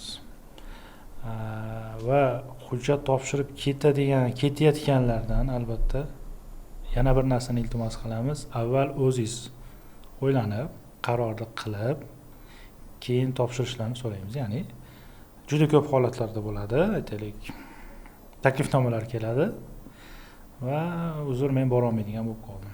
Viza chiqadi, Umijon aytgandek, vizaga kirish kerak, ertasiga kechki payt SMS yozib, telefon ham qilmaydi ular. SMS yozib qo'yadi, uzr men bora olmaydigan bo'lib qoldim, fikrimdan qaytdim. Bu narsa birinchi navbatda to'g'ri, bizga ham moddiy tarafdan ziyon tegishi bor narsa, lekin undan ham kattaroq ziyoni yuqorida aytilgan O'zbekiston yoki o'zbek fuqarolari, o'zbek migrantlari degan joyda yomon kommentariya, yomon fikr ko'payishini ga olib keladi. Shuning uchun albatta shu protsesda ham avval o'zlari bilan kelishib olib, keyin bizga murojaat qilishlarini, bir vakasiyani tanlashlarini so'raymiz. Va bundan tashqari iltimos faqat qonuniy ishga chiqing. Ya'ni turistik viza bilan borib qochib ketib illegal ishlamang. Aytgan borgan joyingizda shartnoma bo'yicha ishlang. Boshqa yuqori maosh taklif qilayotgan joyga qochib ketmang. Ya'ni bu narsalar ham albatta sizdan keyingi ketadigan odamni rizqini qiyadi. Shuning uchun iltimos shartnoma qildingiz, o'sha shartnoma bo'yicha qonuniy ishlang. Chunki bu yerda faqat siz yomon bo'lmaysiz, o'zbeklar yomon bo'ladi. Shuning uchun mana shu narsani juda ham qattiq iltimos qilamiz. Falshiviy hujjatlar tayyorlash, o'sha xorij o'ziz ishlayotgan davlat qonunchiligiga bo'ysunmaslik, boshqa davlatlarga qochib ketishlik, xullas qanaqa nolegal harakatlarni barchasini qilmasliklarini so'raymiz. Va agar men ishonch bilan ayta olaman, bu narsa ustida albatta o'sha migratsiya agentligi ham ishlayapti, biz ham ishlayapmiz. Agar bizning fuqarolarimiz o'zbek nomini aytaylik oqlashga o'zlarini o'sha mehnat sevarliklari bilan podashka qilishsa, biz ham juda ham qattiq harakatdamiz. Albatta kommentariya yaxshi tarafga o'zgarishi bilan albatta o'zbek muhojirlariga yoki o'sha o'zbek migrantlariga talab ortishiga sabab bo'ladi. Ularga taklif qilayotgan oylik summalar ortishiga sabab bo'ladi. Va bu narsa butun o'sha xorijda ishlamoqchi bo'lgan har bitta fuqaro uchun foyda bo'ladi. Lekin afsus, hozirgi kunda shuni teskarisi bo'lyapti. Shuning uchun o'ylamanglar, iltimos faqat siz uchun ziyon emas, siz butun xalqingiz uchun ziyondasiz. Butun xalqingizni yomon qilyapsiz. Shuning uchun eng katta e'tibor beradigan narsamiz shu bo'lishini xohlardim. Bir ish qilishdan oldin siz yomon bo'lishingiz emas, o'zbeklar yomon bo'lishini o'ylab harakat qiling. Rahmat, mana podkastimiz ham o'z nihoyasiga kelib qoldi. Berilgan qiynayotgan ochiq savollaringiz javob topishadi. Sarvar aka, Umid aka, mendan xafa bo'lmaysizlar. Ochiq hujumlar bo'lgani uchun. Demak, yakunlaymizmi? Menimcha barchasi tushunarli bo'ldi. Bizni kuzatganlar, tushunganlar bo'lsa, bu soha bo'yicha ozgina fikrlar paydo bo'ldi deb o'ylaymiz. Hali bu mavzu tugagani yo'q, hali yana davom ettiramiz. Barchaga rahmat. Kelgan mehmonlarimizga ham alohida minnatdorchilik bildiramiz. Rahmat, sog' bo'linglar. Salomat bo'linglar.